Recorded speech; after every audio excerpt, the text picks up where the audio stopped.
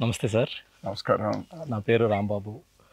Navnirman foundation charitable trust and doctor RSS research foundation తరపున నేను ఈరోజు రావడం జరిగింది.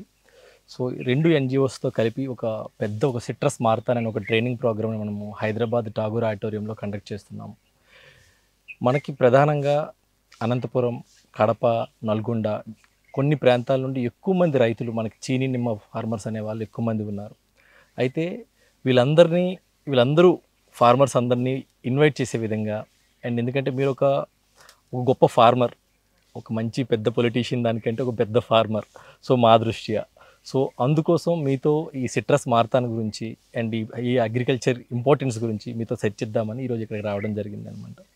సో మీ మాటల్లో ఈ ఏమంటారు ఈ నిమ్మ బత్తాయి ఫార్మర్స్లను ఉద్దేశించి వాళ్ళు పడుతున్న స్ట్రగుల్స్కి సంబంధించి అండ్ వాళ్ళు ఎటువంటి మేనేజ్మెంట్ స్కిల్స్ వాళ్ళు నేర్చుకోగలిగితే ఇంకా మంచిగా వాళ్ళు ఒక స్టెప్ ముందుకు వేయగలుగుతారు అన్నది మా తరపున మీ రైతులందరికీ ఒకసారి తెలియజేస్తారని కోరుకుంటున్నాను. చాలా సంతోషం. డాక్టర్ ఆర్ఎస్ఎస్ రీసెర్చ్ ఫౌండేషను, మళ్ళీ నవనిర్మాణ ఫౌండేషను, ఈ 2 ఎన్జిఓలు రైతులకు సంబంధించి రైతుల శ్రేయస్సుకు సంబంధించి మంచి ప్రయత్నాలు చేస్తున్నారు ఫీల్డ్ లెవెల్లో. అందులో యువతరంలో యువకులుగా ఎవరైతే రైతులు ఉన్నారో వాళ్ళందరూ పరిగెత్తిపోతూ ఉన్నారు వ్యవసాయం నుంచి, క్షేత్రం నుంచి. అటువంటి వాళ్ళు మళ్ళీ రప్పించడానికి మీరు చేస్తున్నటువంటి ప్రయత్నం, ఒక లాభసాటి వ్యవసాయాన్ని ఆ యువతకు ఏ విధంగా చూపించాలనేటువంటి ప్రయత్నం ఏదైతే చేస్తున్నారో చాలా అభినందనీయం. మీ 2 ఫౌండేషన్కు నా ప్రత్యేకమైనటువంటి అభినందనలు. ఒక రైతుడు మీరు ఇప్పుడు ప్రత్యేకించి అనేకమైనటువంటి ప్రయత్నాలు కొన్ని సంవత్సరాలుగా మీరు చేస్తూనే నిమ్మ, బత్తాయి 2 రాష్ట్రాలు, తెలుగు రాష్ట్రాలకు సంబంధించినటువంటి వాటితో ఒక 3-4 జిల్లాలు ప్రధానంగా బత్తాయి, నిమ్మ పండించేటువంటి, అందులో అనంతపురం కానీ, సత్యసాయిలో కానీ, తర్వాత కడపలో, అక్కడ కూడా కడప, తర్వాత యోగి వేమన కొత్త జిల్లాలు కూడా తయారైనాయి. అదేవిధంగా నల్గొండ ప్రాంతంలో ఇక్కడ ఎక్కువగా పండించే రైతులు మంచి లాభసాటి పంటే యాక్చువల్గా చెప్పాలంటే. అట్ ద సేమ్ టైం కొన్ని ఇబ్బందులు కూడా ఉన్నాయి. ప్రధానంగా ఉన్నటువంటిది ఏమంటే వారానికి 10 రోజులకు పిచికారి చేస్తూనే ఉండాలి, మందులు కొడుతూనే ఉండాలి. నల్లి తెగులు కానీ, ఆకుముడత కానీ, తర్వాత మంగు కానీ, ఇటువంటివి ఎక్కువగా వస్తూ ఉంటాయి. రోజు రోజుకు మనమేమో ఆర్గానిక్ అని అంటున్నా కానీ ఈ పంటలు ఆర్గానిక్లో కాదు కదా, ఈవెన్ కెమికల్ పెస్టిసైడ్స్తో కూడా కంట్రోల్ చేయలేనంత పరిస్థితి పోతా ఉంది. వాటికి మీరు ఫౌండేషన్స్ ఒక కటింగ్ ఎడ్జ్ మాదిరి ఎక్కడో చోట ఇంత అవసరం లేదు. నేను ఒక ఉదాహరణ మీకు చెప్తాను. పత్తి పండించే రైతులు 100,000 మంది ఆత్మహత్యలు చేసుకునేవాళ్ళు ఒకప్పుడు. బీటీ పత్తి విత్తనాలు వచ్చిన తర్వాత, ఆ బీటీ పత్తి విత్తనాలు మన దేశంలో లభ్యమైన తర్వాత వాటి ధరను కూడా రోజు రాజశేఖర రెడ్డి గారు ముఖ్యమంత్రిగా, నేను మంత్రిగా, అగ్రికల్చర్ మంత్రిగా 1875 రూపాయలు ఉన్నటువంటి విత్తన రేటును, ఒక పాకెట్ను, దాన్ని 600 రూపాయలు తెచ్చిన తర్వాత ఆనాడు కనీసం 10-12 సార్లు స్ప్రే చేయాల్సి ఉండేది. ఇప్పుడు 1-2 స్ప్రేలు కూడా అవసరం లేదు. అలాంటి సాంకేతికపరమైనటువంటి అలాంటి వంగడాలు, లేకపోతే అలాంటి వాతావరణము, అలాంటి అగ్రికల్చర్ మేనేజ్మెంట్ ఈరోజు రైతులకు, ప్రత్యేకించి యువ రైతులకు, ఎందుకంటే వాళ్ళు చూస్తూ ఉన్నారు, వాళ్ళ తల్లిదండ్రులు పడుతున్నటువంటి కష్టాలు చూస్తూ ఉన్నారు, పరిగెత్తిపోతారు. సో ఇదొకటి. మరొకటి మార్కెటింగ్ అనేది పెద్ద ఇబ్బందికరమైంది. మార్కెటింగ్ ఒక అనంతపూర్లోనే రోజు 1500 టన్నులు వస్తూ ఉంది. ఎక్స్ప్లాయిటేషన్, మితిమీరిన ఎక్స్ప్లాయిటేషన్. నిమ్మ బత్తాయిలు ఎట్లా ఉందంటే 10 టన్నులు రైతు ఇస్తే 8 టన్నులకు మాత్రమే వాళ్ళకి డబ్బు ఇస్తూ ఉన్నారు. అంటే 20% స్ట్రైట్ వాళ్ళ దగ్గర నుంచి లాగేస్తూ ఉన్నారు అనేకమైనటువంటి కారణాలు చెప్పి.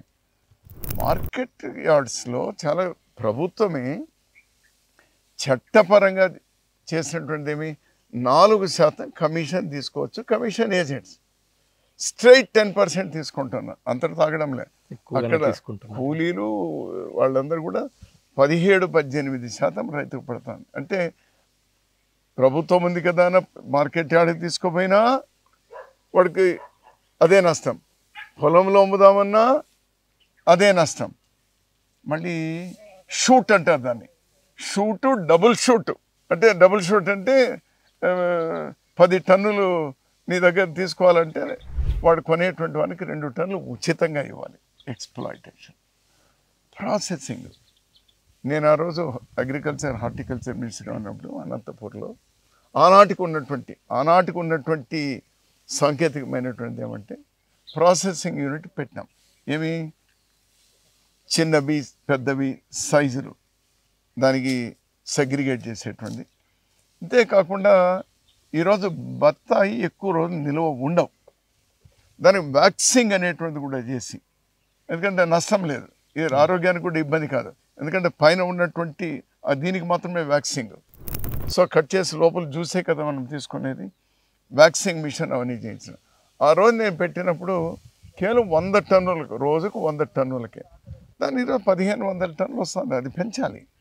సో దాని ద్వారా కనీసం అంటే ఒక 15-20 రోజులు కీపింగ్ షెల్ఫ్ చేసేటువంటి కెపాసిటీ దానికి పెరుగుతుంది. ఇటువంటివి అటు ప్రభుత్వాలు కానీ లేకపోతే సంస్థలు కానీ కార్పొరేట్స్ కానీ ఈరోజు రైతుకు అండగా ఉండాల్సి ఉంటాడు. ప్రతి రైతు ఆ ప్రాసెసింగ్ పెట్టుకోలేడు వాడు. ఇంతకు మించి ఇంకా ఆ రోజు నేను చెప్తున్నటువంటి 20 ఏళ్ల కింద టెక్నాలజీ చెప్తుంది. ఈరోజు ఇంకా ప్రపంచంలో ఉన్నటువంటి మంచి టెక్నాలజీ కూడా తీసుకొని రావాలి. వీటిని తీసుకొస్తూ ఇవి ఉన్నాయి, ఇదో ఈ అవకాశం ఉంది, ఇది లాభసాటి పంట, ఇదో సీజన్, ఇప్పుడు నిమ్మ ఉంది, ఇప్పుడు మంచి రేట్లు ఉంటాయి, మంచి రేట్లు ఇప్పుడు. కానీ నీకు జూన్ దాటిన తర్వాత రేట్లు హఠామని పడిపోతుంది. ఇప్పుడు 10 రూపాయలు ఉంటే అప్పుడు రూపాయికి పడిపోతుంది. వాటి కీపింగ్ కెపాసిటీ కూడా తక్కువ ఉంది. అందులో వెరైటీలు 2 ఉన్నాయి, ప్రస్తుతానికి 2 వెరైటీలు ఉన్నాయి. ఒక వెరైటీనేమో 2-3 రోజులకు అది పెరిష్ అయిపోతుంది, అన్లెస్ యూ కీప్ ఇన్ ఏదైనా రెఫ్రిజిరేటర్లో దానిలో పెట్టుకుంటే తప్పనిస్తాయి. లేదంటే ఇంకో వెరైటీ ఉంది, అదొక 15-20 రోజులు, కానీ చిన్న సైజు, దాన్ని పెద్ద ఇష్టపడ్డరు తీసుకోవడానికి. సో ఈ వంగడాలు ఇవన్నీ కూడా రావాల్సినటువంటి అవసరం ఉంది. తప్పకుండా ఈరోజు ఈ సిట్రస్ అనేటువంటిది ఏదైతే ఉందో చాలా మంచి పంట, ఆరోగ్యానికి కూడా చాలా మంచిది. సో వీటి మీద మీరు రైతన్నలకు ప్రత్యేకించి ఒక 1500 మంది రైతులకు ఒక్కసారిగా మీరు వాళ్ళకు ట్రైనింగ్ క్యాంపు హైదరాబాద్లో పెట్టడం అనేటువంటిది చాలా ఆహ్వానించదగ్గది. ఆ లోపల నేను కూడా మిమ్మల్ని కోరుతున్నాను, మిగిలిన సైంటిస్టులు కూడా ఎలాగో ఉన్నారు. One of the leading scientist doctor వారు చేస్తున్నటువంటి ప్రయత్నం నాకు కూడా తెలుసుకున్నాను, నేను బాగా చేస్తున్నారు. మీరందరూ కూడా చేయండి. చాలా సంతోషం. ఒక రైతుగా అందరికీ నేను శుభాకాంక్షలు తెలియజేస్తున్నాను. దీనిలో పార్టిసిపేట్ చేసే రైతులకు అందరికీ కూడా నేను శుభాకాంక్షలు తెలియజేస్తున్నాను. నిరాశ చెందవద్దు. మనం రైతు కుటుంబాల్లో పుట్టినాం. అదేదో ఒక ఇబ్బందిగానో, అది ఏదో ఒక మనకు ఒక వరంగా భావించండి, అదొక శాపంగా భావించవద్దు. కాకపోతే మనం మంది పుచ్చుకోవాలి. ఏమి ఈరోజు టెక్నాలజీ కానీ లేదా దిగుబడిని పెంచుకోవడం కానీ మార్కెటింగ్లో కానీ దీనికి ప్రభుత్వాలు సహకరించాలి. I'm very happy. మీరు ఏమి ఆశించకుండా ఈరోజు కేవలం రైతులకు ఉపయోగపడాలి అనేటువంటి దాంతో మీరు చేస్తున్నటువంటి ప్రయత్నం, మీ 2 ఫౌండేషన్లు, మీకు కూడా ధన్యవాదాలు తెలియజేస్తున్నాను. Wish all the best. Thank you so much sir. ఇందులో కూడా సార్ మొత్తం ఈ 15 టాపిక్స్ అని వచ్చేటప్పటికి మనం ఈ డాక్టర్ ఆర్ఎస్ఎస్ గారు దీని మెయిన్ స్పీకర్గా ఉన్నారనమాట ఈవెంట్లో. మనకి ప్లాంట్ సెలెక్షన్ నుండి మళ్ళీ హార్వెస్టింగ్ వరకు అని తీసుకోవాల్సిన జాగ్రత్తలు ఏంటి, వేయవలసినటువంటి ఫెర్టిలైజర్స్, యూస్ చేయవలసినటువంటి పెస్టిసైడ్స్, అంటే దానికి మొత్తం ఇరిగేషన్ సిస్టమ్ మొత్తం టోటల్ అనమాట. ఈ 15 టాపిక్స్ మీద ఎక్స్క్లూజివ్గా మనం ట్రైనింగ్ ప్రోగ్రామ్ ఉంటుందన్నమాట. సో మీరు తప్పకుండా రావాలి. మీతో పాటు మిమ్మల్ని ఫాలో అవుతున్నటువంటి రైతులందరూ కూడా ఈ కార్యక్రమంలో పార్టిసిపేట్ చేసి ఒక మంచి నాలెడ్జ్ని గెయిన్ చేసుకొని సిట్రస్ ఫార్మింగ్లో సక్సెస్ఫుల్ అవ్వాలని మేము కూడా కోరుకుంటున్నాము. సో మీరు మాకు కూడా మంచి బ్లెస్సింగ్స్ ఇస్తూ ఈ సిట్రస్ మార్తాన్ని మరింత మందికి రీచ్ అయ్యేలా ప్రయత్నిస్తారని మా తరపున కోరుకుంటున్నాను సార్. తప్పకుండా ఈ సిట్రస్ మ్యారథాన్ ఏదైతే ఉందో మీరు చేస్తున్నటువంటి విజయవంతం కావాలి, తద్వారా వాళ్ళకు ఉపయోగపడాలి. మా ప్రాంతం అంటే నేను చేస్తాను చూడండి, నాకు ఇక్కడ అల్ల నేరేడు ఉంది, వక్క ఉంది, కొబ్బరి ఉంది, మామిడి ఉంది, ఇవి ఉన్నాయి. కానీ మా దగ్గర సిట్రస్ అనేటువంటి తక్కువ. మా దగ్గర ఇది దానిమ్మ బాగా ఎక్కువగా ఉంది. ఆ ప్రాంతాల్లో ఏదైతే ఉందో అయినా ఎక్కడన్నా కూడా అతను నా సోదరుడే కాబట్టి సహచర రైతులే కాబట్టి తప్పకుండా ఈ మార్తానికి వచ్చేటువంటి ప్రయత్నం చేస్తాను. నా సంపూర్ణమైనటువంటి విషెస్ మీకు అదేవిధంగా రైతన్నలకు ఉంది. Thank you very much. All the best.